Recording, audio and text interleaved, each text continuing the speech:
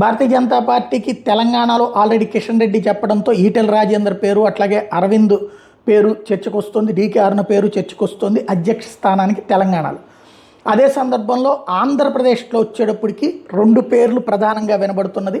ఒకటి పురంధేశ్వరిని మళ్ళీ కంటిన్యూ చేస్తారు, ఎందుకంటే తెలుగుదేశంతో ర్యాపో బాగా ఉంది, చంద్రబాబు గారితో ర్యాపో బాగా ఉంది, కేంద్రంతో బాబు గారికి ర్యాపో అవసరం కాబట్టి ఆవిడనే కొనసాగిస్తారు. తాజాగా ఈ అమిత్ షా చంద్రబాబు భేటీ సందర్భంగా కూడా ఆ సలహా ఇచ్చారు అన్నటువంటి వాదన బలంగా వినబడుతోంది. ఇది నెంబర్ 1, అక్కడ ఉన్న వాళ్ళ ఇంటిమసీని దృష్టిలో పెట్టుకుని అన్నటువంటిది. రెండవది సుజనా చౌదరి, చంద్రబాబు గారికి క్లోజు, అదే సమయంలో తెలుగుదేశం పార్టీ వాళ్ళందరూ కూడా బాగా అభిమానంగా ఉండేటటువంటి నాయకుడు, ఆయనని పేరు కూడా చర్చకు వచ్చింది అన్నటువంటిది ప్రధానంగా వినబడుతుంది. వీళ్ళిద్దరిలో ఎవరో ఒకళ్ళకి అధ్యక్ష స్థానం అంటే పురంధేశ్వరిని కొనసాగించడం లేదా సుజనా చౌదరి. అదే రెడ్డి సామాజిక వర్గానికి ఇచ్చేటట్టయితే కనుక గుంటూరు జిల్లాకి సంబంధించినటువంటి భాస్కర్ రెడ్డి పేరు వినబడుతోంది. అదే సందర్భంలో విష్ణువర్ధన్ రెడ్డి పేరు ప్రధానంగా వినబడుతోంది.